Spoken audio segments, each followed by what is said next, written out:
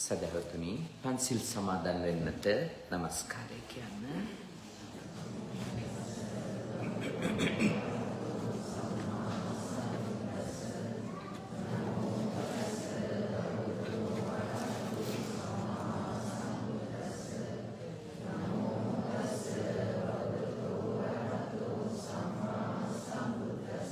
බුද්ධං සරණං ගච්ඡාමි ධම්මං සරණං ගච්ඡාමි සංඝං සරණං ගච්ඡාමි ဒုတိယံ පි බුද්ධං සරණං ගච්ඡාමි ဒုတိယံ පි ධම්මං සරණං ගච්ඡාමි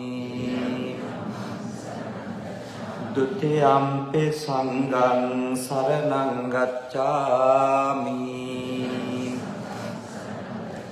တတိယံ පි බුද්ධං සරණං ගච්ඡාමි တတိယံ පි ධම්මං සරණං ගච්ඡාමි တတိယံ පි සංඝං සරණං ගච්ඡාමි တိสรณගමනං සම්පුන්නං පාණාතිපාතා වේරමණී සික්ඛාපදං සමාදියාමි අතින්නාදානා වේරමණී සික්ඛාපදං සමාදියාමි කාමේසු මිච්ඡාචාරා වේරමණී සික්ඛාපදං සමාදියාමි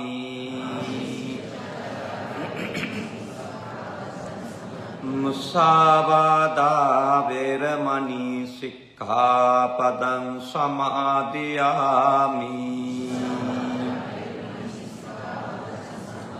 සුරාමේරය මච්චපමා දට්ඨානා වේරමණී සික්ඛාපදං සමාදියාමි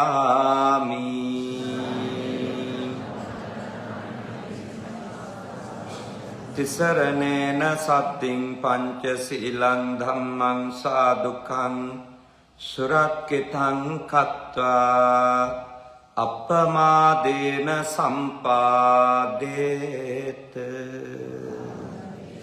සමන්ත චක්කවාලේසු අත්‍රා ගච්ඡන්තු දේවතා සද්ධම්මං මුනි රාජස්ස සුනන්තු සග්ග මොක්ඛදං ධම්මස්සවන කාලෝ අයං බදන්තා ධම්මස්සවන කාලෝ අයං බදන්තා ධම්මස්සවන කාලෝ අයං බදන්තා නමෝ තස්ස භගවතෝ අරහතෝ සම්මා සම්බුද්දස්ස නමෝ තස්ස භගවතෝ අරහතෝ සම්මා සම්බුද්දස්ස නමෝ තස්ස භගවතෝ අරහතෝ සම්මා සම්බුද්දස්ස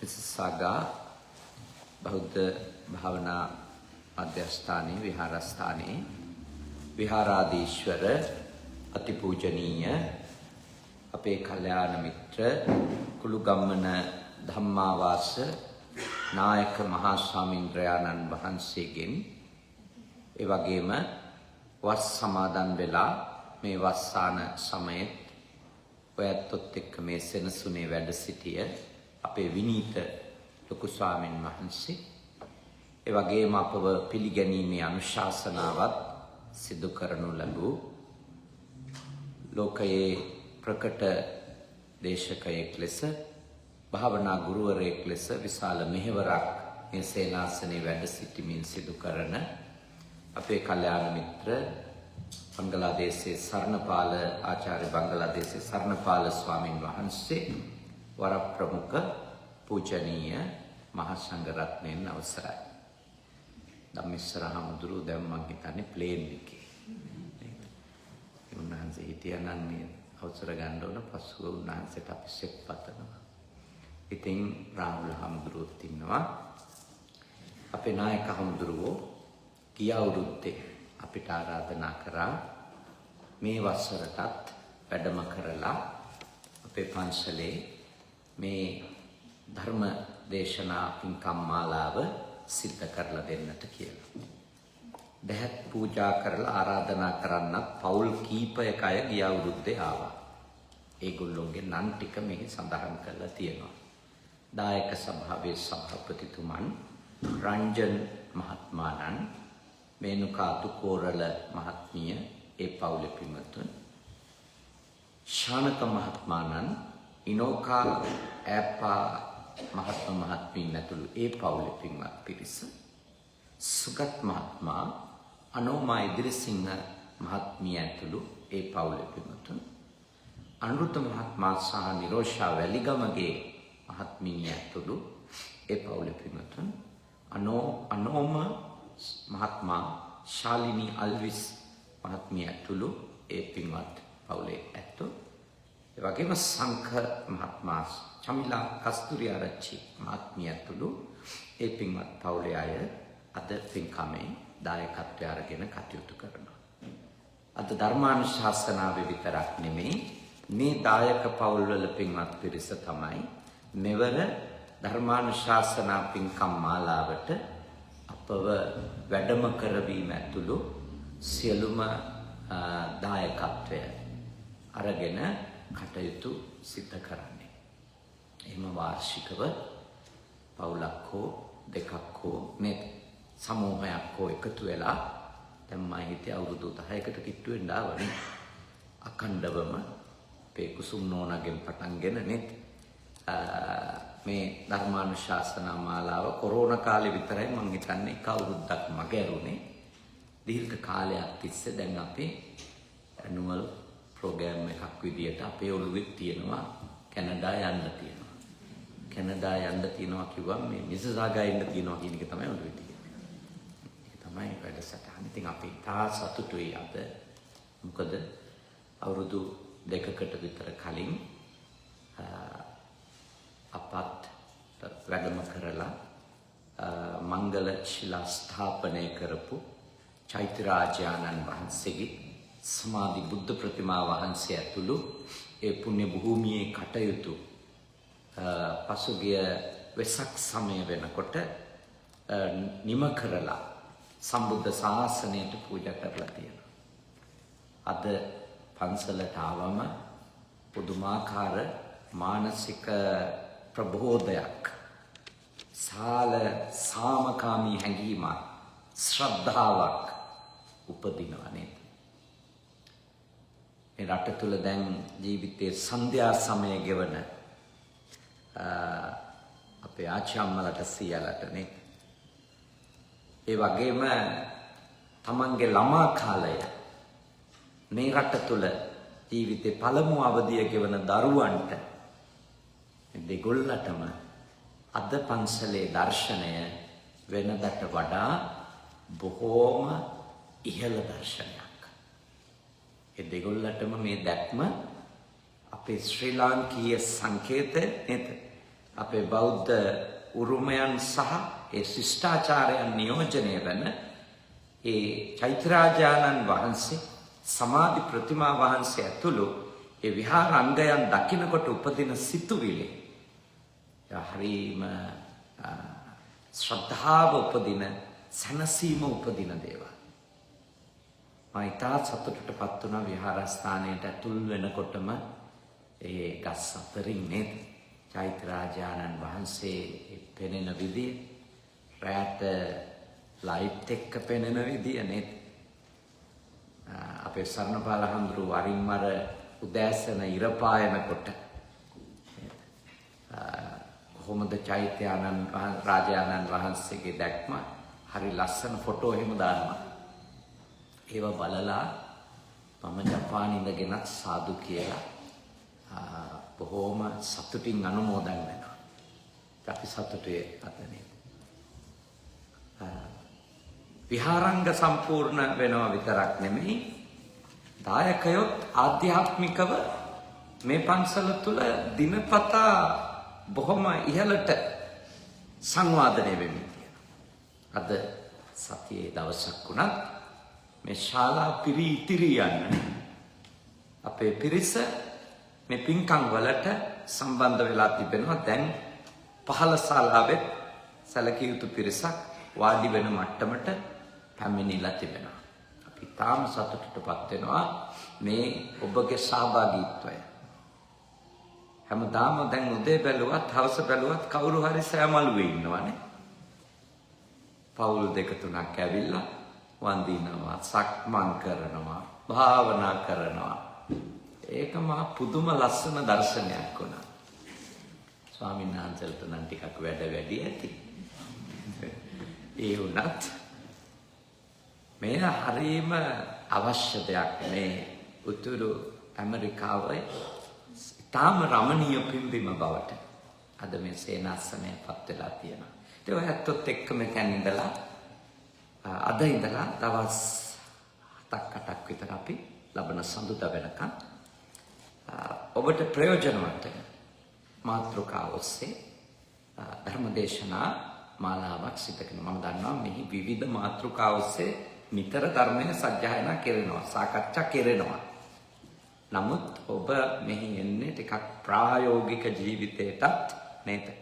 බුදුදහම පැත්තෙන් ගත හැකි උපදේශනයන් මගේ දේශනා වලින් යම් ආකාරයකට සංනිවේදනය වෙන නිසා භාවනා ප්‍රෝග්‍රෑම් මෙහි යනවා. එහි ගාම්භීර දේශනා සිද්ධ වෙනවා. අභිධර්ම දේශනා මෙහි සිද්ධ කෙරෙනවා නේද? පොය ප්‍රෝග්‍රෑම් එකත් එක්ක ඊටාම වටින සූත්‍ර දේශනා ඇතුළත් දේශනා බොහෝ මාතෘකා ඔස්සේ මෙහි බණ කියවෙනවා. ඉතින් අද අපි දහම් කරුණක් සාකච්ඡා කරමු. අපේ ජීවිතවල තිබෙන යම් යම් අඩුපාඩු සකසාගෙන ඉදිරියට තව තවත් ආධ්‍යාත්මිකව දියුණුව කරා ගමන් කරන්නට උපදේශයක් උදව්වක් ලැබෙන ධර්ම කොටස් කිහිපයක් අපි සාකච්ඡා කරනවා. පින්වතුනි, අපේ මේ සියලුම දුක්ඛ දෝමනස්යන්ට මුල වෙලා තිබෙන්නේ තෘෂ්ණාව, අවිද්‍යාව බව අපි හැම වෙලාවකම මෙනෙහි කරන්න ඕනේ. කොයි විදිහේ ප්‍රශ්නයක් එළියේ ඇවිලෙමින් තිබුණත් මේ යට තියෙන්නේ පෙනී හෝ නොපෙනී යට තියෙන්නේ තෘෂ්ණාවත් ඒ තුලම ගොඩනැගිලා තිබෙන අවිද්‍යාව, මෝහය වැනි මනෝභාවයන් බව අපි වටහා ගන්නට ඕන. සමහර ගැටුම් එළියේ ප්‍රකට වෙනකොට අපි හිතන්නේ මෙයා මේ හරි තරහ ගන්න කෙනෙක් නිසා මෙහෙම වෙලා තියෙන්නේ. මෙයා මේ වෛරය වැඩි නිසා මෙහෙම වෙලා තියෙන්නේ. ප්‍රකට වෙන්නේ තරහ වෙන්න පුළුවන්. මොකද බැන ගන්නවා ඇහෙනවා, නේ? කෑ ගහනවා ඇහෙනවා, අඩි හප්පනවා පේනවා. හැබැයි මතක තියාගන්න, ඒ ප්‍රකට වෙන කාරණය ද්වේෂය, ක්‍රෝධය, වෛරය වගේ පෙනුනට, එය නිකන් මූල සාධකය වගේ පෙනුනට, ඒ යට තියෙන්නේ කුමක්ද? තෘෂ්ණාවක්මයි, තණ්හාවමයි. ඒකනේ භාග්‍යවතුන් වහන්සේ සියලු ප්‍රශ්නයන්ට මූලය ලෙස, නැත්තම් සියලු දුක්වලට මූලය ලෙස කුමක්ද පෙන්වන්නේ? තණ්හාවනේ. දුක්ඛ සමුදය ලෙස පෙන්වන්නේ තණ්හාව. එතකොට අපේ එළියට එන ප්‍රතිඵලය මොකක් වුණත් එය නිර්මාණය කරන හේතුව ලෙස අපි හැම වෙලාවකම අඳුනා ගන්නට සමත් වෙන්න ඕන මේ තියෙන්නේ තණ්හාවමයි. මේක එළියට එන්නේ ඊර්ෂ්‍යාවක් විදියට, මේක එළියට එන්නේ කෙනෙක්ගේ කුහකකමක් විදියට, තව වෙලාවක තරහක් විදියට, තව වෙලාවක කපටිකමක් විදියට.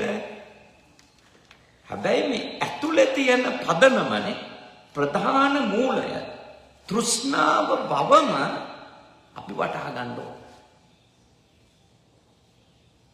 මොකද නැත්තම් අපි මේ මුල සිඳින්නේ නැතුව කොච්චර අතු පැහැවුවත් මේ කඳේ කොටස් කොච්චර කපන්න උත්සාහ කරා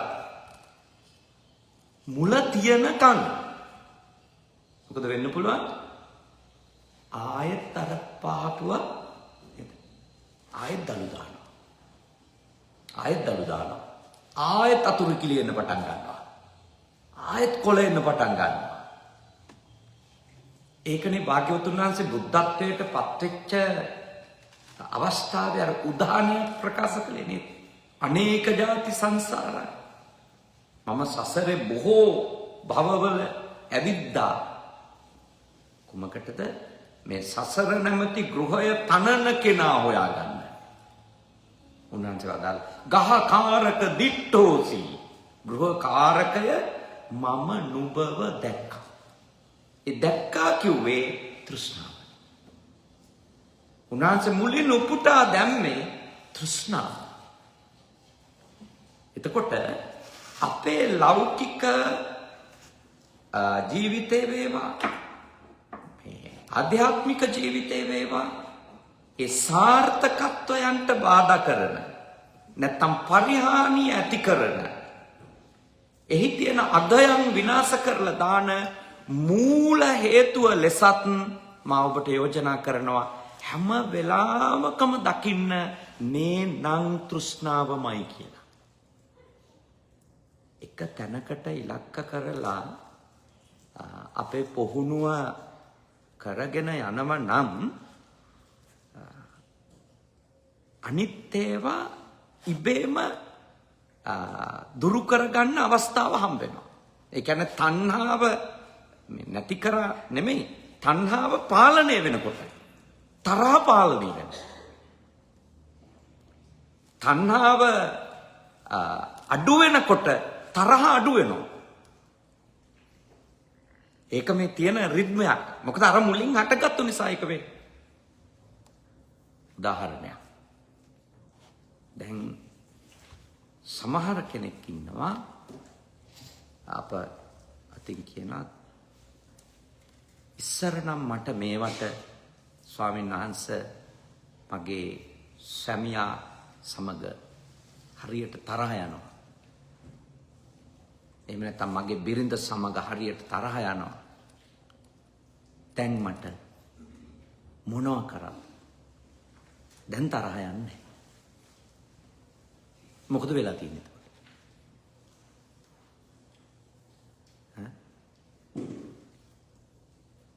දැන් පෙර තිබිච්ච එතුමගෙන් අපේක්ෂා කිරීම, එතුමියගෙන් අපේක්ෂා කිරීම නැත්තම් ආසාව, තණ්හාව, ආදරය මත ඒ කැමැත්ත මත හදාගත්තු බලාපොරොත්තු ටික මොකක් වෙලාද? අඩු වෙලා. ඒ අඩු වෙලා තියෙන්නේ තණ්හාවද නැද්ද? තණ්හාව. අඩු වෙනකොට දැන් අර වෙනද වගේ පරක්කුණා කියලා රණ්ඩු වෙන්නේ නැහැ. කියන එකම කරේ නැහැ කියලා රණ්ඩු වෙන්නේ නැහැ. මොකද හේතුව ඒ තැනත්තාගෙන් ඒ තැනැත්තියගෙන් තවදුරටත් එහෙම බලාපොරොත්තුවක් නැහැ. දැන් යම්කිසි කෙනෙක් තමන්ගේ ගෘහස්ත ජීවිතය සම්බන්ධව ඇලීම තියෙන කෙනෙක් නම් බිරිඳගේ හෝ සැමියාගේ පරිවර්තනය ගැන එකතකින් බය වුණත් කමන්නේ. මොකද ඉතින් ගෘහ ජීවිතේ ඕනනම් එහෙම තමන් අනේකාගෙන් ගිලිහි යන එක තමන්ගේ පැත්තෙන් හොඳද නරකද? ටිකක් නරක තත්ත්වයන්. ඒ කියන්නේ ලෞකික ජීවිතේ ඕන නම් නිවන් දකින්න නම් ඒක හොඳයි අතහැරලා දාන්න එක. ඒක වෙන්න මෙපෑ. නිවන් දකින්න නම් මහත්තයෙක් දැන් නෝනාගේ ඒ අවධානය අඩුවීම ගැන සතුටු වෙන්න ඕන නිවන් දකින්න හිතාගෙන යනවා. නෝනා කෙනෙක් එහෙම සතුටු වෙන්න ඕන. දැන් මේ මිනිස්සයා මං කොයි වෙලේ ආවත් වගත් නැහැ. එයාට ගැටලුවක් නැහැ. මං කායක කතා කර හිටියත් ගැටලුවක් නැහැ. මොකද මේ මං ගැන තෘෂ්ණාව දැන් එයාගේ ඉවර වෙලා. ඒ නිසා මටත් මගේ විමුක්ති ගමනට හරි පහසුවක් උදා වෙලා කියලා එම සතුටු වෙන්න පුළුවන්.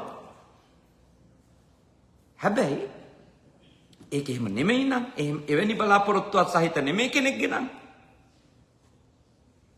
තමන්ගේ පැත්තට තිබුණු ඒ අවධානය ගිලිහී යාම ලෞකික ජීවිතේ නම් අසාර්ථක වෙන්න පටන් ගැනීමක්ද නැද්ද? එක හැක් ටික ඔන්න අන්ධ වෙන්න පටන් ගන්නේ තියෙනවා. නේද? ද්විචක්කු සූත්‍රේ නේද? මේ චක්කු සූත්‍රේ ඒක චක්කු ද්විචක්කු කියලා බුදුහාමුදුරුවෝ දේශනා කරන ලෞකික පැත්ත එක හැකුත් ආධ්‍යාත්මික පැත්ත තව හැකුත්. එතකොට කාගේ හරි අතින් අනේකා කෙරෙහි තියෙන බැඳීම, අනේකා කෙරෙහි තියෙන තණ්හාව, අනේකා කෙරෙහි තියෙන ප්‍රේමය, අනේකා කෙරෙහි තියෙන ආලය, ස්නේහය මොනනම් කිව්වා තණ්හාවම තමයි නේ. යාර එක මේ අයට එක තත්වයන්ට අනුව එක නම් තමයි ඔය කියන්නේ. මොනවා කිව්වත් තියෙන තණ්හාව. මේ තණ්හාව අඩු වී යනවත් එක්කම අපිට උපදින ද්වේෂය අඩු වෙලා යනවා. ඒකයි ඔබ තණ්හාව අඩු කරගන්න වීරිය කරන්න ඕන.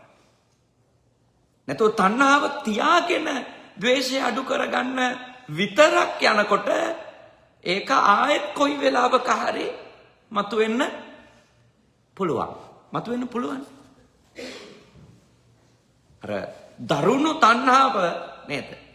උග්‍ර තණ්හාව යට නැති වෙලා යනකොට තමයි අර අනාගාමී තලයේදී පටිඝය දුරු වෙලා යන්නේ. මොකද ඒ තණ්හාව වේගයෙන් ක්ෂය වෙමින් යනවා. ඒකයි අනාගාමී වෙනකොට මේ කාමරාග සහ පටිඝ දුරු වෙලා යනවා කියලා ඒ නිවන් මඟ පැහැදිලි කරද්දි තථාගත දේශනාව පෙන්නන්නේ.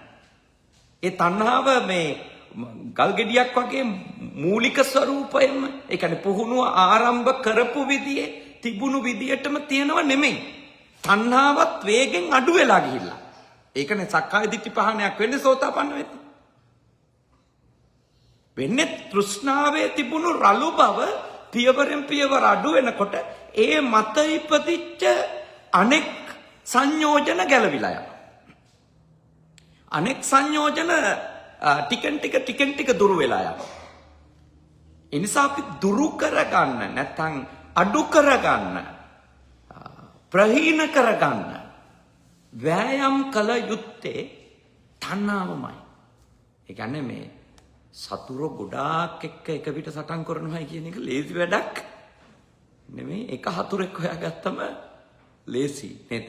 ප්‍රධාන සතුරා තෘෂ්ණාව කියලා අඳුනගත්තොත් මේ සසර ගමනේ එතකොට තෘෂ්ණාවට එරෙහිව තමයි සම්පූර්ණ වෑයම. සම්පූර්ණ වෑයම. එතකොට තෘෂ්ණාව නැති කරගන්න වෑයම් කරනකොට ඉතිරි පුංචි හතුරු ටිකත් ඉබේම පරාජයටපත් වෙනවා. ඔබට ද්වේෂය තියෙනනම් ඔබ ද්වේෂය විතරක් පාලනය කරගන්න වෙන උපායවල් ධර්මයේ පෙන්නනවානේ.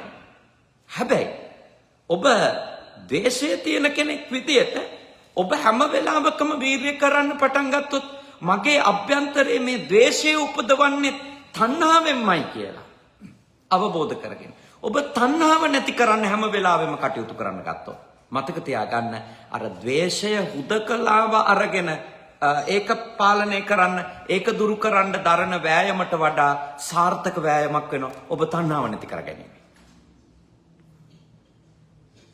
දැන් ගොඩාක් අය කියනවා ස්වාමීන් වහන්සේ ගොඩාක් ක්‍රමවලින් මම උත්සාහ කළා ද්වේෂයට පටහැනිව මෛත්‍රිය දියුණු කරන්න උත්සාහ කළා. ද්වේෂයට පටහැනිව කන්ති නේද? ඉවසීම පුරුදු කරන්න උත්සාහ කරා. ලෞකික ක්‍රම වලින් නේද උත්සාහ කළා ආධ්‍යාත්මික ක්‍රම වලින් ඒත් මගේ තරහ අඩු වෙන්නේ නැහැ. තරහේ පොඩ්ඩක්වත් සංසිඳීමක් එන්නේ නැහැ. එහෙනම් මොකද කරන්න ඕන? ඔබට ද්වේෂය උපදින අරමුණ එක්ක ඔබ බලන්න ඕන කොච්චර ලොකු තණ්හාවක් ඔබට තියෙද කියලා. මොකද්ද බලන්න ඕන? කොච්චර ලොකු තණ්හාවක්ද ඔබට තියෙන්නේ. මම දන්නවා ඔය ඇත්තන්ට එහෙම මේ මුළු ලෝකෙත් එක්කම ද්වේෂයන් උපදින මට්ටමේ අය නෙමෙයි. දැනට ඔය ඇත්තන්ගේ තරහවල් ද්වේෂයන් තියෙන්නේ මහත්තයා නෝනා අම්මා තාත්තා දරුවෝ ඊළඟට තව ඕනනම් ළඟම ආශ්‍රය කරන පවුලක් දෙකක් ඉඳලා හිටලා පන්සලේ ආඳුරු අහුවෙන්නත් පුළුවන් ඔබට. මොකද ඒකත් අර ටිකක් ළඟ වැඩිනේ. ළඟ වැඩි වුණාම ඔය මේ ලයිස්තුවට එහෙම මේ කොහොම සුළු කණ්ඩායම අහුවෙන්නේ. එහෙම මේ දකින මිනිහත් එක්ක තරහින් ඉන්න මට්ටමේ තත්වයක නෙමෙයි මේ අපේ අඳුනාගත්තු නේද? අපිට හරියටම නම් කරලා කියන්න පුළුවන් මට තරහ යන්නේ මෙන්න මේ අය එක්ක විතරයි කියලා. හොඳට සිහි කල්පනාවෙන් බලන්න. අනිත් අය එක්ක මට එහෙම තරහ යන්නේ නෑනේ. ඇත්ත. හේතුව අනිත් අය එක්ක කිසි බැඳීමක් නෑ. බැඳීමක් නෑ. ධම්මා වදනායක හමුතුරුවන්ගෙන් කිරිතේ එකක් බොන්න හරි බැඳීමක් තියෙනවා නම් පන්සලට ආවට පස්සේ ඉතින් හදලා දුන්නේ නැති දවසට දැන් ධම්මා වාස හඳුරෝ අපිට සැලකිල්ලක් නැහැ මගේ. අන්න ගැට්ට නේනෝ නේද? වෙනද නම් ආපු ගමන් අහන්නේ තේ එකක් බොමුත් යම් පහලට දානසාරාවට යන්න. ඒ කියන්නේ කායික හරි ඔබගේ දේශය පටිඝය උපදිනව නම් ඔබ බලන්න ඒ ඔබට තණ්හාවක් තියෙන කෙනෙක් එක්ක විතරයි. හොඳට බලන්න. එතකොට අර අනිත් උපක්‍රම වලින් නේද? ද්වේෂයට එරෙහිව මෛත්‍රිය, ද්වේෂයට එරෙහිව ඉවසීම නේද? ආදී දේවල් වලින් ඔබේ ද්වේෂය දුරු වෙන්නේ නැත්තම් තාම දකින වාරයක් පාසා ඇහෙන වාරයක් පාසා නේද? ඒ ද්වේෂය උපදිනව නම් ඔබ පටන් ගන්න ඕන ඒ අරමුණට තියෙන තණ්හාව නැති කරගන්න. නැතුව අර අනිත් බේත් ටික අරවා නිකන් අත් බෙහෙත් වගේ හරියන්නේ නැහැ. සත්කම කරලා ගලවලා අයින් කරන්න ඕන. දැන් පේන් කිලර්ස් වලින් බෑ. ඒක තේරුම් ගන්න ඕන. ඔබ විඳවනවා නම් ඔබට ඒක පහසු සිතුවිල්ලක් නෙමෙයි නම් ඔබට අසහනය නම් තියෙන ඔබේ තණ්හාව අයින් කරගන්න. ඒ තණ්හාව අයින් කරගන්නේ නැතුව ඒ අපේක්ෂාව අයින් කරගන්නේ නැතුව ඒ ආශාව අයින් කරගන්නේ නැතුවනේ මම එක වචන වලින් කියන්නේ මොකද ඔය එකම දේ තමයි මේ වෙන විදියට එන්නේ. ඒක අයින් කරගන්නේ නැතුව අර ද්වේෂයෙන් වෛරයෙන් ගොඩ එන්න බෑ. ගොඩ එන්න බෑ. ඒ නිසා හරියටම අඳුන ගන්න. ගෘහකාරකයා හරියටම අඳුන ගන්න. දැන් අපිට මේක අඳුන ගන්න එක අමාරු නෑ. මොකද භාග්‍යවතුන් වහන්සේ ගෘහකාරකයා කවුද කියලා අපිට කියලා තියෙන නිසා දේශනා කළා තියෙන නිසා. දැන් මේක පළවෙනියෙන් අඳුර ගන්න උනා නම් අපිට මේ තව කල්ප ගානක් පාරමී පුරන්න බෑ. නමුත් මේ මනුෂ්‍ය ආත්මය අපි ලැබුවේ ගෞතම බුද්ධ ශාසනයේ තියෙන මේ උතුම් අවදිය නිසා, සද්ධර්මය ඇහෙන උතුම් අවදිය නිසා, සත්පුරුෂයෝ කල්යාණ මිත්‍රයෝ අතලොස්සක් හරි ඉන්න උතුම් සමයක නිසා මේ මනුස්ස ප්‍රතිලාභය අපිට ලැබුණේ. අපට විශේෂ අවස්ථාවක් ලැබිලා තියෙනවා. මොකක්ද හේතුව කියලා පුංචි කාලේ ඉඳලා දැනගන්න. දැන් තියෙන්නේ මේ නොලෙජ් එක සම්බන්ධ ප්‍රශ්නයක් නෙමෙයි. නොලෙජ් එක අපිට ඇවිල්ලා තියෙනවා අපි මේ ළමාවදී ඉඳලාමනේ. අපි දන්නවනේ දුකට හේතුව මොකක්ද කියලා අහපු ගමන් කියන්නේ මොකද්ද? තණ්හාව. ඉතින් දන්නවනේ. දැන් තියෙන්නේ මේ දැනුම සම්බන්ධ ප්‍රශ්නයක් නෙමෙයි. ඒ දන්න කාරණේ අවබෝධ කරගන්න. ඒ කියන්නේ නොලෙජ් එක විස්ඩම් එක බවට පරිවර්තනය කරගන්න එක. දැනුම අවබෝධය ප්‍රඥාව බවට ප්‍රත්‍යක්ෂ වශයෙන්ම පත් කරගන්න එක. ලොකු ප්‍රොසෙස් එකක්. ඒක අමාරුයි ඈ. දැන් මෙතනදී මේ කියනකොට හොඳට තේරෙනවා. හොඳට තේරෙනවා. කාපාක් එකට ගිහිල්ලා නිකන් වාහනේ මහත්තයා පොඩ්ඩක් රිවර්ස් කරනකොට මොකක් හරි වුණත් ආයෙත් අර යකා එළියට එනවා. ආයෙත් එනවා මගේ ඔළුව කන්නේ මේ මිනිහමයි කියලා. එහෙම හිතෙනවා. ඒ පුදුම වැඩක් ඒක. ඒ කියන්නේ මේ මෙතෙන්දී හොඳට ඇත්ත තමයි. ඇත්ත තමයි. අද බද්‍යාන්තර හරියටම කියලා දුන්නා. මගේ ප්‍රශ්නේ තණ්හාවම තමයි.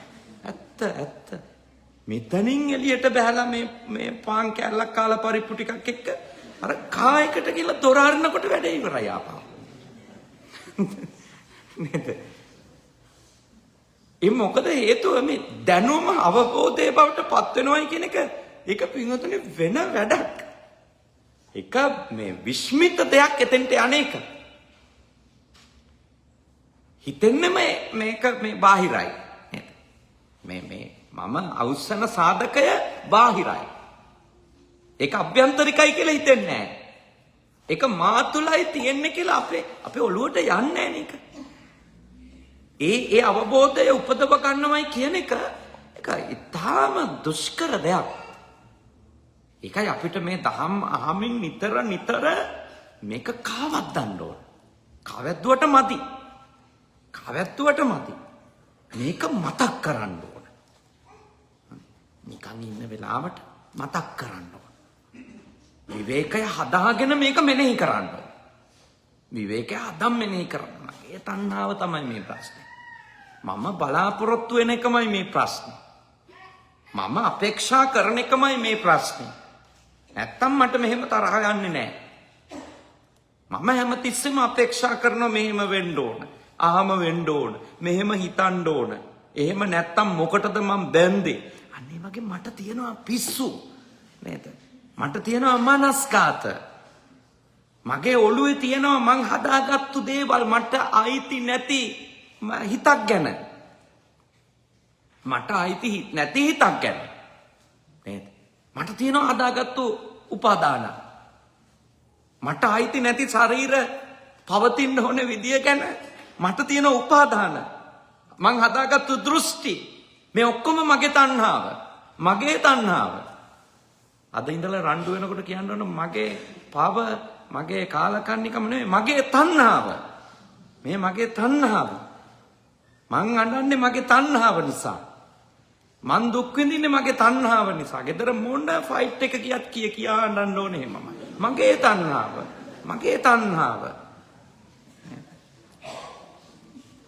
එතකොට උත්තරේ එළියට හොයලා දෙන්න කියලා කියන්නේ නැහැ. තේරුණා නේද? ඒ කියන්නේ ඒක කියා අඬන්න ගත්තොත් ඔබ එළියෙන් කාගෙන්වත් උත්තර හොයන්නේ නැහැ. උත්තරේ තමම හොයාගන්න පටන් ගන්නවා. මොකද මේ උත්තරේ හොයාගන්න පුළුවන් කාටද? තමන්ට විතරමයි. ආයේ වෙන කාටවත් හොයලා දෙන්න බෑ. මේ කාරණේ බුදුහාමුදුරු දේශනා කළා. ස්වාමීන් වහන්සේලා ඒක බුදුහාමුදුරුවන්ගෙන් ඉගෙනගෙන තේරුම් අරගෙන උන්වහන්සේලාත් ඒක පුහුණු වෙන ගමන් ඔය ඇත්තන්ට කියලා දෙනවා. හැබැයි උත්තරේ හොයාගන්න ඕන තමයි. ඒක පටන් ගන්න. මේ පුහුණුව ටිකක් වෙන විදියකට පටන් ගන්න. මොකද දැන් අපි මේ දේවල් එක්ක මේ යන විදියේ අපිට සැනසීම හම්බෙලා නැති බව ඉතින් අපිට පේනවනේ. දැන් විවිධ ඒවා අපි කිව්වනේ නේද? මම දුක් විඳින හේතු. විවිධ අයට චෝදනා කරා, විවිධ තත්ත්වයන්ට චෝදනා කරා. විවිධ කලමනාකරණයන්ට ගියා. මුකුත් වෙන්නේ නැහැ.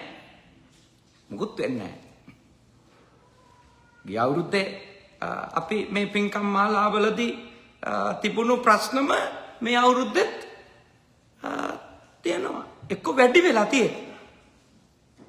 නේද? එතකොට අපි අවබෝධ කරගන්න ඕනේ නම් මම මේක විසඳන හරි පාරට තාම ඇවිල්ලා නැහැ. මම මේක නැති කරගන්න මගේ දුක නිමා කරන හරි දෙයට මම උත්තර හොයන්නේ. හරි බේත බොන්නේ. ඒකයි හැම වෙලාවකම තමන්ගේ පැත්තට හැරෙන්න. මගේ තණ්හාවනේ. නැත්තම් මේක ගිහිල්ලා මේ වටේ පිටින් අයත් එක්ක විතර නෙමෙයි ගැටෙන්නේ. මේවට මේ මැරිච්ච අම්මා තාත්තා එක්කත් ගැටෙනා ඉන්නවා. අම්මා තමයි මට මේක පංගාර්ථ කරේ. එයා තමයි කිව්වේ. නැත්තම් මං අද දුක් විඳින්නේ නැහැ. මට 1000කින් හොයාගන්න තිබුණා මීට වඩා හොඳ එකක්.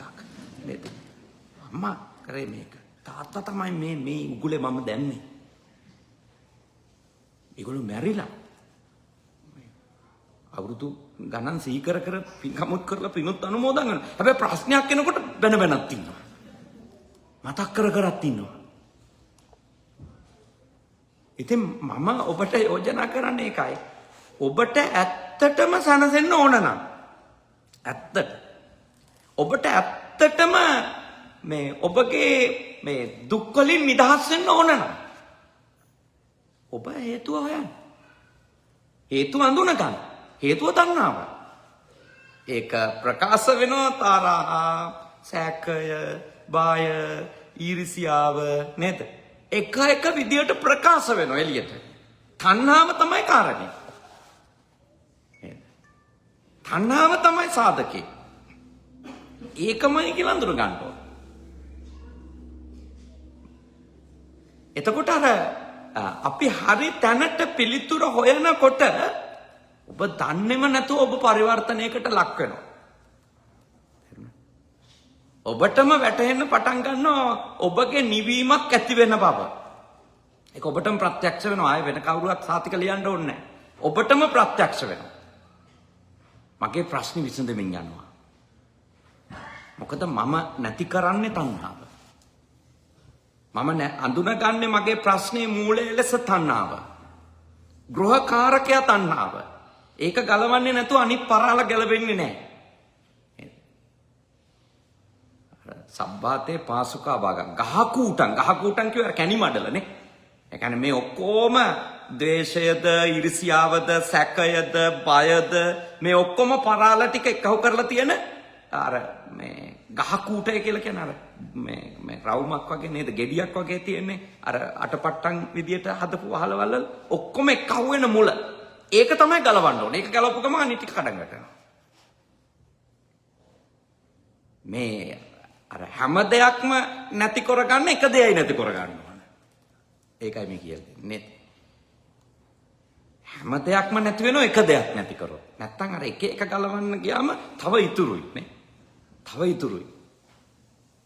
ඒ නිසා එක දෙයක් ගලවන්න ඕන. ඒ තණ්හාව. තණ්හාව කියන ඒ මූල බන්ධනේ ගලවපු ගම මූල සාධකේ අයින් කරපු ගමන් අපේ ඉතුරු ප්‍රශ්න විසඳෙන්න පටන් ගන්නවා. හැබැයි මේ සාකච්ඡා කරන තරම් මේක පහසු වැඩක් නෙමෙයි. මේක පහසු වැඩක් නෙමෙයි. මේ තමයි අමාරුම දේ. මේ තමයි අමාරුම දේ. අර ඉතුරු ඒවා ඇත්තටම කොහොම හරි ටික කර ඉන්නත් පුළුවන්. දැන් ද්වේෂය වෙනුවට මෛත්‍රිය ටිකක් දියුණු කරගෙන ටික දවසක් අල්ලන් යන්න පුළුවන්. ඊළඟට අපි ඉතින් ඉවසන්න ක්‍රම කියලා දෙනවා. ප්‍රායෝගිකව හොඳයි තරහ යන වෙලාවට දිග හුස්මක් ගන්න. නේද? එහෙම දෙතුන් විටක් කරලා මේ පොඩ්ඩක් මේ රිලීෆ් එකක් ගන්න. එක පොඩ්ඩක් එළියට යන්න ඒ වෙලාවේ. ගේ ඇතුළෙම ඉන්න එපා. පොඩ්ඩක් එළියට ගිහින් එන්න. නේද? ඒ අරමුණෙන් අයින් වෙන්න. ඒ වගේ පොඩි උත්තර තියෙනවා. හැබැයි ඇත්ත උත්තරේ නෙමෙයි. අරවත් සමහන් වෙන ඒවානේ. අරවත් සමහන් වෙන ඒවා. සංසිඳිලා නැති වෙලා යන ඒවා නෙමෙයි. අඩු වෙනවා. ප්‍රශ්නේ අඩු වෙනවා. ප්‍රශ්නේ කලමනාකරණය වෙනවා. දැන් සාමාන්‍යයෙන් ලෞකික ජීවිතේ ඒවත් ඕනිද නැද්ද? ඕනි. මේ කියන්නේ දැන් අපිට පේන් කිලර්ස් කියන ඒවා ප්‍රතික්ෂේප කරලම යන්න බෑ. මොකද වේදනාව අධිකනම් ලෙඩේ සුව කරන්න කලින් ඉස්සෙල්ලා වේදනානාශක ඕන. වේදනානාශක අරගෙන ටිකක් අපිට හැරෙන්න කියන්න පුළුවන් මට්ටමට හදාගන්න ඕන. ඒකයි අර ඉතුරු කාරණා සංසිඳුවා ගන්න, පාලනය කරගන්න දේශනාවන් තුල තථාගතයන් වහන්සේ මඟ පෙන්වන්නේ. හැබැයි අපි හැමදාම පේන් කිලස්ම ගන්න බෑ. හැමදාම ඒකම කර හිටියොත් විසඳෙන්නේ නැහැ. මූල හේතුවට අපේ යම්කිසි දායකත්වයක් දක්වන්න ඕන මූල හේතුව නැති කරන්න. මූල හේතුව විසඳන්න. එහින්ද හැම සිදුවීමක් එක්කම හැම අත්දැකීමක් එක්කම අලුතින් උපදින තරහක් උපදිද්දී වෛරයක් උපදිද්දී ඊර්ෂ්‍යාවක් උපදිද්දී සැකයක් උපදිද්දී බයක් උපදිද්දී මේ හැම තැනකදීම මම ඔබට යෝජනා කරනවා සතිමත් වෙන්න. එහි මුල තියෙන්නේ තණ්හාවක් පවඳුනා ගන්න. කවුරු හරි ගැන සැක උපදිනවා නම් නේද? නිතරම සැකයි. සැක උපදිනවා නම් සැකයට හේතුව අනිත් පුද්ගලයාගේ හැසිරීම් වල තියෙන අවුල කියලා හිතන්න ගියොත් ඒක එක ක්‍රමයක් නේ. අවුල කියලා හිතලා අපිට ඉතින් පුළුවන් CCTV දාන්න පුළුවන්. ඊළඟට අපිට පුළුවන් කාර් වල හොරෙන් පොඩි කැමරා සෙට් කරන්න. විවිධ තියෙන ක්‍රම නේ. විවිධ ක්‍රම තියෙනවා. මගේ සැක මට දුරු කරගන්න මං අල්ල ගන්නම්කෝ කියන්නේ. සමහර ඉන්නවා අල්ල ගන්නම try කරනවා මේ හොර අල්ල ගන්නම අවුරුදු 30 40. කවදා හරි අහුවේ. අද මාට්ටුනේ නැතුව කවදා හරි මාට්ටුවේ. එම මහංගන් යන්න හම්බෙන්නේ නැහැ. 40 අවුරුද්දම සැකෙන් දුක් විඳිනවානේ.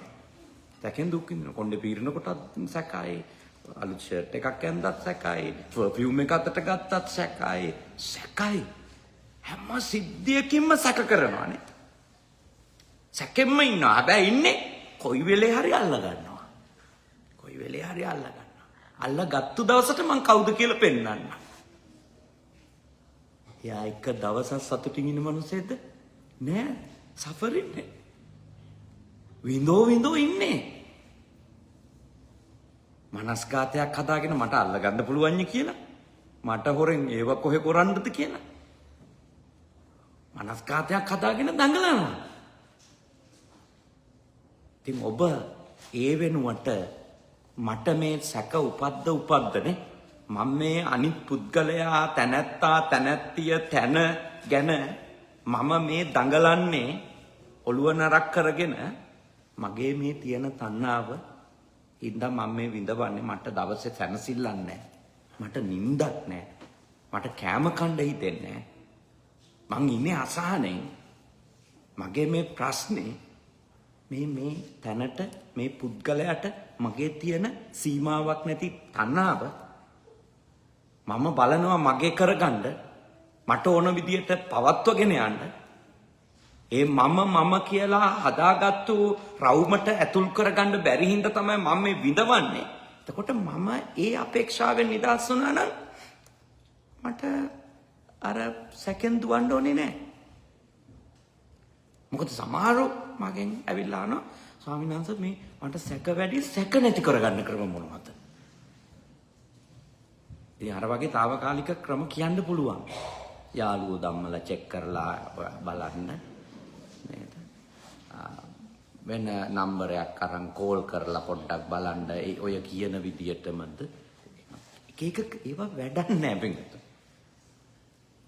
මොකද මේ ඇත්ත වැඩකාරයෝ එහෙම අහුවෙන්නම ඒව කරන්නෙත් නෑ නේද?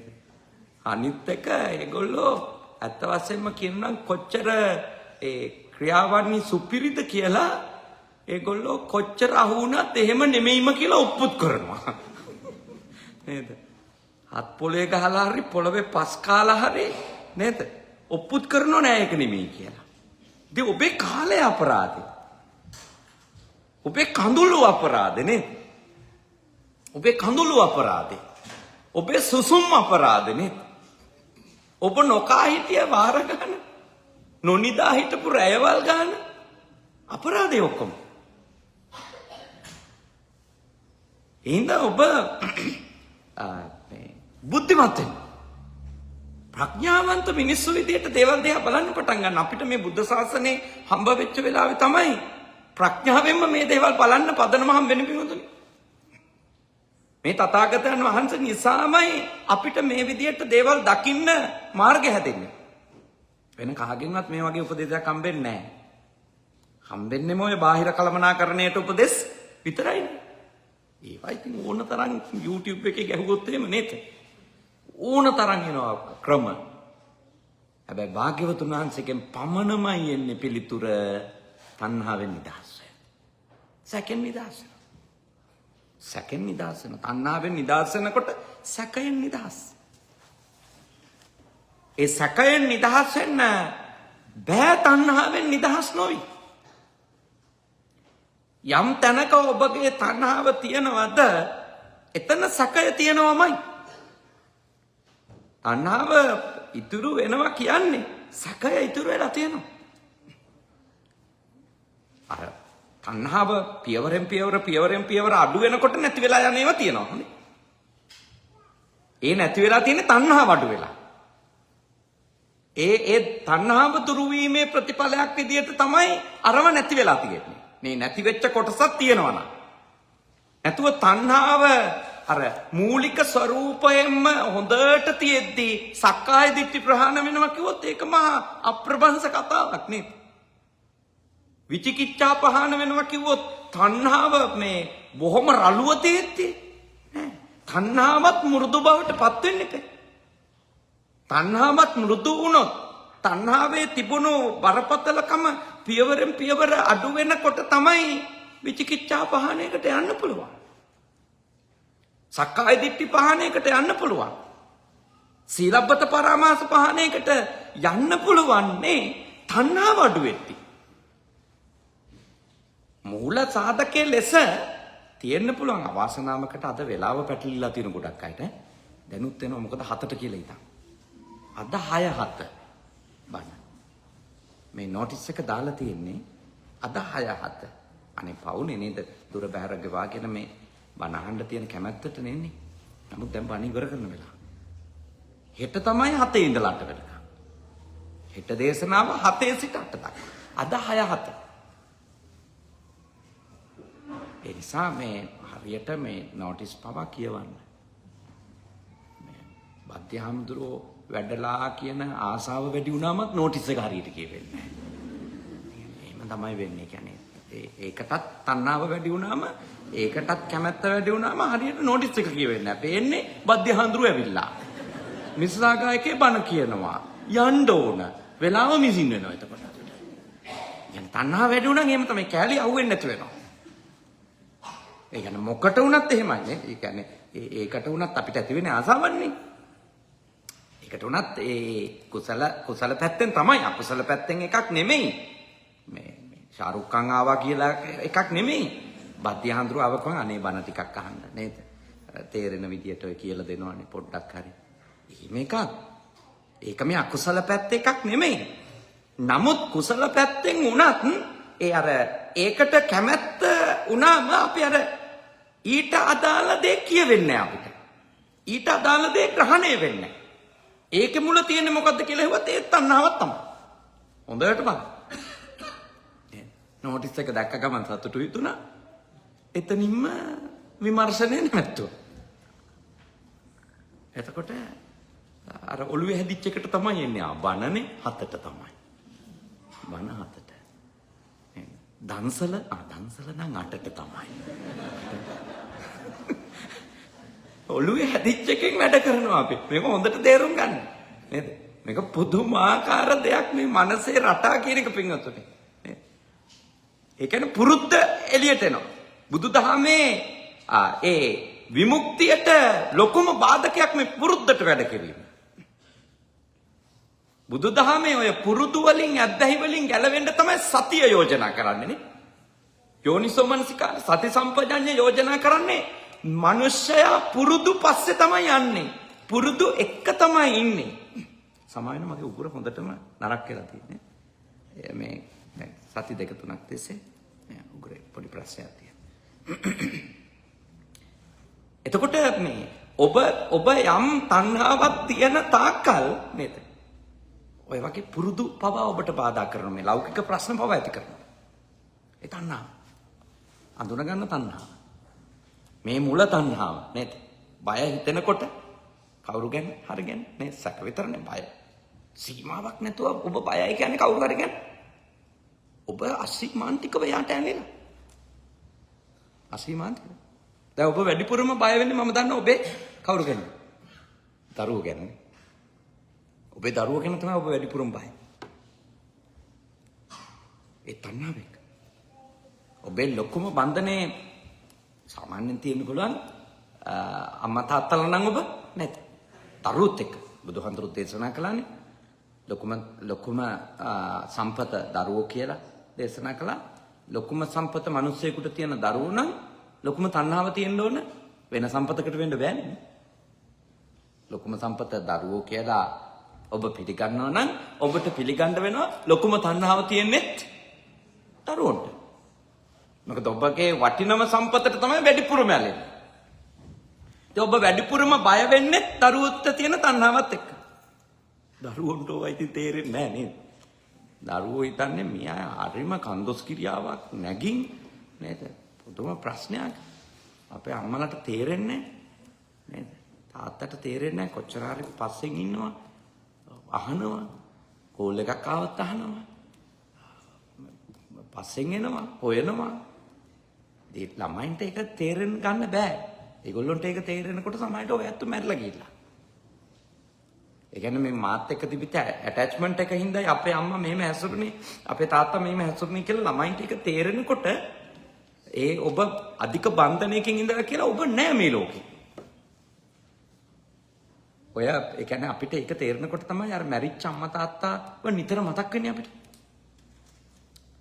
මැරුණු අම්මා තාත්තා අපට නිතරම මතක් වෙන්නේ අපි දන්නවා ඒගොල්ලෝ ඉන්නකම් අපි කරලා තියෙන ඒගොල්ලොත් එක්ක ගැටිලා. ඒගොල්ලොන්ගේ ඒ අසීමාන්තික සොයා බැලීම එක්ක අපිට එනවා යම් ආකාරයකට මේ අකමැත්තක්. අපිට ඒක තේරුම් ගන්න අමාරුයි. මේ ඒගොල්ලෝ ලොකු තණ්හාවකින් අපිත් එක්ක ඉන්නේ කියලා. ඉතින් දරුවෙක් හැදුනම ඒ දරුවට පුදුම තණ්හාවක් හැදෙනවා ඔයත් අංගීතේ. ඔය මේ හැන්දම්මලා ලීලිලා අතර තියෙන ප්‍රශ්නත් ඒවම තමයි. ඒ කියන්නේ පුදුම තණ්හාවකින් හදපු කොල්ලා 20 අවුරුද්දකට විතර පස්සේ මේ කොහේවත් නැති කෙනෙකුට අයිති වෙනවා. ඊට පස්සේ එයා ඔක්කොම තීන්දුව తీරන ගන්නවා පේනවා මේ ඒ පස්සේදී ආපු එක්කෙනත් එක්ක. ඉතින් අර තණ්හාවෙන් බැඳිච්ච එක්කෙනාට මේක උහුල ගන්න එක අමාරුද නැද්ද? අමාරුයිනේ. හරි අසහනයක් ඒකයට. ඉතින් එතකොට එයා තේරුම් ගන්න ඕන මේ මගේ තණ්හාවින්ද තමයි මම මේ ඔක්කොම කරන්නේ. හැබැයි මම කියන්නේ මගේ පුතා නරකත් නෑ, මම නරකත් නෑ, ඕකි තමයි නරක. අනේ තමයි. මගේ මුකුත් අවුලක් නෑ. මගේ පුතා රත්තරන් ළමයා. රත්තරන් ළමයා මේ ඔක්කොම වෙනස් කළා ඇවිල්ලා. මතක තියාගන්න. ඔබ එළියට කොච්චර මේ බෝලේ පාස් කරත් නේද? විසඳුම නම් එන්නේ නැහැ. ඔබ අනිකා කෙරෙහි අධික තණ්හාව තියෙන තාක්කල් ඔබ හැමතිස්සෙම ඊර්ෂ්‍යාව හදා ගන්නවද නැද්ද? හදා ගන්නවා. ඔබේ පුතා, ඔබේ දුව වෙන කාගේ එක හරි ටිකක් ඇලීම වැඩි වෙනකොට ඔබට ඊර්ෂ්‍යාව හිතෙනවා. නේද? ඒක තමයි අර හෙන්රි කල්දේර මහත්තයා කිව්වේ අලුත් සඳක් ගෙට පායා එනදා අඬන්න එපා අම්මේ කියලා නේද? ඒ ගීතයක් තියෙන්නේ නේද? දැන් ගෙදරට අලුත් හඳක් පායනවා. කලින් හඳ එකම හඳ අම්මා අලුත් හඳක් පායනවා. එදා අම්මා අඬනවා. මගුල් ගෙදර කතා පවත්තනේ උන් කියනවා අද සතුටු කඳුළු වගුරනවා. මොන පිස්සුද? ඒ බීලා කියන කතානේ. බීපු එවුන් කතා පවත්තලා කියනවා මේ සතුටු කඳුළු වගුරනවා. සතුටු කඳුලක් ඇත්තේ නෑ එතන. එතන තියෙන්නේ Taman සන්තකය වෙච්ච දෙයක් අහිමි වෙන්න යනවා. දන්නව මොකද වෙන්නේ මෙතනින් එහාට කියලා. අඬ බ්ලෙස් කරනවා. අඬ සුබ පතනවා ආශිර්වාද. අඬන්නේ Tamanගේ දේ අහිමි වෙනවා කියලා දන්නවා. තණ්හාවට අඬන්නේ. තණ්හාවට අඬන්නේ. ඒ වැළපීමේ ඒ ඉකිබිඳුම් වල තියෙන තණ්හාව.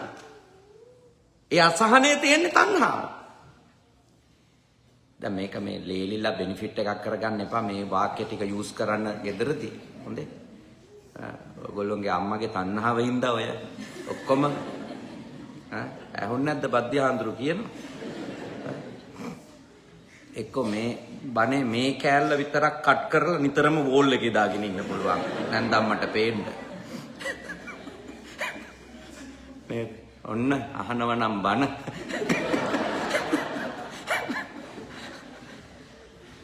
මේක සූදුවක් වෙනතුනි. මිනිස්සු මේ තණ්හාවෙන් කරන සූදුවේ බනක් යූස් කරනවා. තේරුණා? මේක හොඳට අවබෝධ කරගන්න. ඒක තමන්ට අනිත් එක්කෙනාට රිද්ද ගන්න පුළුවන් කෑල්ල විතරක් අහුල ගන්නවා. ඒක නිතර ෂෙයා කරනවා. නිතර දානවා. ඒ නිසා මේක මේ එළිය රවට්ටගෙන නේද? එළිය රවට්ටන්න කියලා උත්තරේ එන්නේ නැත මට කියන්න ඕනේ එකයි. ඇතුලෙන් විසඳ ගන්න. ඇතුලෙන් විසඳ ගන්න. ඇත්ත හේතුව තණ්හාව වෙන මොකුත් නෙමෙයි. ඇත්ත හේතුව තණ්හාව. ඒක අඳුර ගන්න. එච්චරයි අපේ දේශනාව. පැය ඉවරයි නේ. 7යි. ඊටම ශ්‍රද්ධාවෙන් ඔයත්ෝ අහුම්කම් දුන්නා. ලොකු මාත්‍රකාවක් hina වෙවි කියලා දුන්නාට නේද? සතුටින් අපි සාකච්ඡා කරලා ලොකු මාත්‍රකාවක්. මේ තමයි සංසාරික මුළු සමස්ත ප්‍රශ්න විසඳන කාරණාව මේ වටහා ගත්තා. මේක ඕනනම් ඔය ඇත්තන්ට මෙලෝ හතරක් තේරෙන්නේ නැති වචන වලින් මට කියන්න පුළුවන්. මෙහෙම වටාපතේ මූණ වහගෙනත් මට මේක කියන්න පුළුවන්. එතකොට ඔය ඇත්ත මං ගොඩාක් සිල්වත් ආන්දරුගෙන ඉල්ලෙස පිළිගන්නවා. මට ලාභයි ඇත්තට මෙහෙම කිව්වනම්. නේද? නමුත් මම එහෙම නෙමෙයි මම බොහොම මේ නේචර් කියන ඉන්නේ. බොහොම මේ ස්වභාවිකව ඇත්තත් එක්ක සත්‍ය සාකච්ඡා කරනවා. සත්‍ය සාකච්ඡා කරද්දී ඔය ඔබට තේරෙනම වචන තමයි මම පාවිච්චි කරන්නේ. ඒකට සිංහල වලත් උපමාද රූපකද නේද? කතාද උදාහරණද ඒකෙන් තේරෙන්නේ නැත්නම් ඒකට ගැලපෙන ඉංග්‍රීසි වචනයක්ද මොකක් හරි දාලා ඔය ඇත්තත් එක්ක සත්‍ය තමයි සාකච්ඡා කරන්නේ. මම දන්නවා ඔය ඇත්ත සතුටින් බණ අහන්න එන්නේ නේද? මේ සත්‍ය පැහැදිලි කරනකොට Tamanට ඒක අවබෝධ වෙන නිසා. අපි තා සතුටුයි මේ පින්කම් මාලාව අද ආරම්භන්ට ලැබිච්ච එක ගැන. අපේ ස්වාමීන් වහන්සේ ධම්මවාසනායක හඳුරුව ඉතින් මේක ඉවර වෙලා යනකොට ඊළඟ අවුරුද්දටත් වඩින්න කියලා ඒ ඉල්ලීම කරනවා. මගදී අහනවා දැන් මේ පැත්තෙන්නේ කොයි කාලෙද? කොහොමද දින? උන්වහන්සේ බොහෝම ආදරෙන් අපේ වැඩම කිරීම අපේක්ෂා කරනවා. සරණපාල හඳුරුව හැම සැරේම වෙල්කම් එක දෙන්න එනවා එයාපෝට් එකට. මේ සැරේ ටිම් හෝටන් එකක් එක්ක එහෙම ගහන්න හැදුවේ ෆොටෝ එක. මම ගියා පැත්තකින් තියලම ගහමුනේ. ටිම් හෝටන් දුන්නා. නැත්තම් වෙල්කම් එකට. ඉතින් ඒ තියෙන ආදරය නේද? ඒ තියෙන කල්යාණ මිත්‍රත්වය අපි කෙරෙහි තියෙන හිතයිශී භාවය නිසා බොහෝම මෛත්‍රියෙන් කරුණාවෙන් උන්වහන්සේලා ධම්මිස්සර හඳුරෝ හරියට උදව් කරා. ඉතින් යද්දිත් එයාපෝට් එකට යද්දිත් කතා කරලා එයාපෝට් එකේ ඉඳගෙන කිව්වනේ ඉන්න වෙන්නේ කියලා ඔක්කොම නේද? මහා චොක්ලට් ගොඩකුත් කාමරේ ගෙනත් තියලා යනකොට අරන් යන්නේ කියලා නේද? මොකද මේ වැඩසටහනේ ඉන්න නැතුව වැඩම කරන්න වීම ගැන ඒ ඇතුලේ තියෙන ආකමැත්ත. මොකද සහෝදරත්වයෙන් ස්වාමීන් වහන්සේලා අපි ආශ්‍රය කරන නිසා කල්යාණ මිත්‍රයින් ලෙස ඉතින් උන්වහන්සේලා හැම දෙනාගේම ආශිර්වාදය එක්ක තමයි මේ උතුම් පින්කම් මාලාව සිද්ධ කරන්නේ. සභාපතිතුමා දායක සභාවේ රංජන් මහත්මයාත් මේනුක අතුකෝරල නෝනත් ශානක මහත්මයාත් ඉනෝකා යපා මහත්මීන් සුගත් අනෝමා ඉදිරිසිංහ පවුලේ අය අනුරුද්ධ නිරෝෂා වැලිගමගේ පවුලේ මහත්මීන් අනෝම ශාලිනී අල්විස් පවුලේ මහත්මීන් සංක චමිලා කස්තුරි ආරච්චි කියන ඒ පවුලේ මහත්මීන් ඒ හැමෝම එකතු පහදා වෙලා තමයි පින්තුණි අද මේ උතුම් පින්කම මේ ලස්සන පින්කම සංවිධානය කළේ. රැස්වුම් සියලුම පින්කුසල් අපි අනුමෝදනා කරමු. මෑතකදී අභාවයටපත් වුණා ශානක ඇපා මහත්මයාගේ ආදරණීය මෞතුමිය තිලකා වැහි හේන ඇපා මාතාව එතුමියටත් ශාල්නී අල්විස් මහත්මියගේ දයාබර පියාණන් H.U. සමරතුංග පියාණන් වහන්සේ අභාවයටපත් වුණා. සුගත් එදිරිසිංහ මහත්මයාගේ දයාබර සොහොයුරාණන් සුනිල් එදිරිසිංහ මහත්මයා අභාවයටපත් වුණා. එතුමාණන්ටත් ඒ වගේම මිස්සසාගා විහාරස්ථානයේ නෑ ඒ පින් දෙන්න තියෙන එච්චරයි නේද? අනිත් අයට සිත් පතන නේද? ඇලෝයි මහත්තයා. නැති උනේ? දන්නේ නැහැ. මං හිතුවා ඇලෝයි මහත්තයා තාම ඒජ් කෙයාර් සෙන්ටර් එකේ ඉන්නවා කියලා. එතුමා නැත්තම් නේද? ධම්මාවාස හාමුදුරුවෝ නැත්තම් මේ පන්සල නෑ කියන්න වගේ තමයි ඇලෝයි මහත්තයා නැත්තනොත් මිසසාගා නෑ කියලා තමයි කියන්නේ. එච්චර හොඳ මිනිස්සෙක්. මේ පන්සලේ සියලු අභියෝගාත්මක වෙලාවල් වල ඍජුව හිටපු නේද? හරි ඉන්ද්‍රකීලයක් වගේ හිටපු සත්පුරුෂයා. හරිම හොඳ කෙනෙක්. හරිම හොඳ කෙනෙක්. අපි හරි ඇත්තටම හදවතින්ම පින් දෙනවා. එතුමාට මම දන්නේ මම එකපාරක් එතුමා ලෙඩ වෙලා ඉඳිද්දි ඒජ් කෙයාර් සෙන්ටර් එකට ගිහලා බලලා ආවා. ආපු වෙලාවේ කස්සප ලොකාරුත් එක්ක ගිහලා ඒ සත්පුරුෂ මහත්මයා හිමි වීම එතුමාගේ අභාවය අපි හැමෝටම පාඩුවක් නේ. එතුමාගේ නෑදෑයෝ නෙමෙයි අපි කවුරුත්. හැබැයි අපි කාටත් එතුමා නෑදෑයෙක් නේ. අපේ ඇතුළේ එතුමා ඉන්නවා. ඔයත්තන්ගේ හිතට දැනනවා ඉතින් ඇලෝයි මහත්තයාට අපේ මිස්සාගා විහාරස්ථානයේ ප්‍රමුඛ සමාජිකයෙක් වෙච්ච ඇලෝයි පෙරේරා ශ්‍රීමතානන්ට ඒ මැතිතුමාණන්ට වගේම විශේෂයෙන්ම අපේ ධම්මාවාස නායක හමුදුරු ඇතුළු මහත් සංඝ රත්නයේ නමින් අභාවයට පත්වෙච්ච අම්මා තාත්තානේ අපේ ධම්මාවාස නායක හරුගේ අම්මා තාත්තා දෙන්නම නැති වෙලා ධම්මිස්සර හමුදුරුගේ අම්මා තාත්තා දෙන්නම නැති වෙලා සරණපාල හමුදුරුගේ අම්මා තාත්තා දෙන්නම නැති වෙලා කස්සප ලොකු හමුදුරුගේ අම්මා තාත්තා දෙන්නම නැති වෙලා ඔය ඇත්ත සත්පුරුෂය ලෙස හැමතිස්සෙම කල්පනා කරනවා අනේ අපි වෙනුවෙන් මේ රටේ නැවතිලා ඉන්න ස්වාමීන් වහන්සේලාගේ අම්මා තාත්තට අපි පින් දෙන්න ඕන. මේ වගේ හොඳ හාමුදුරුවෝ අපිට හම්බුනේ අම්මා තාත්තා ඉඳලා. ඒ අම්මා තාත්තට අපි පින් අනුමෝදනා කරමු. ඒ වගේම ඔබ හැම දිනාගෙම නමින් මියගිය සියලු ඥාති හිත මිත්‍රාදීන්ට මේ පින්වත් වේවා, සුවපත් වේවා, සැපවත් වේවා, සතර අපා දුකකට අපේ නෑයෝ නොවැටේවා. උපදින හැම භවයකම සත්පුරුෂ කල්යාණ මිත්‍ර ඇසුරම ලැබේවා. සද්ධර්මයේම ඇසේවා. ධර්මානුධර්ම ප්‍රතිපත්ති පුරාගෙන ඉක්මන් භවයකදී නිවන් දකින්නට ඒ උතුම් පින කුසලය අපගේ නමින් ඉහත නම් සඳහන් කළ නෑයන්ටද නම් සඳහන් නොකළද මේ භවයේ වගේම සසර ගමනේ අපිට හමු වුණු සියලු නෑයන්ටද මේ පින් පාරමී වේවා. සාදු සාදු සාදු. ඉදම්මේ ඥාතේ නං හෝතු සුඛිතා හොන්තු ඥාතයෝ. ඉදම්මේ ඥාතේ නං හෝතු සුඛිතා හොන්තු. ඉදම්මේ ඥාතේ නං හෝතු සුඛිතා හොන්තු ඥාතයෝ.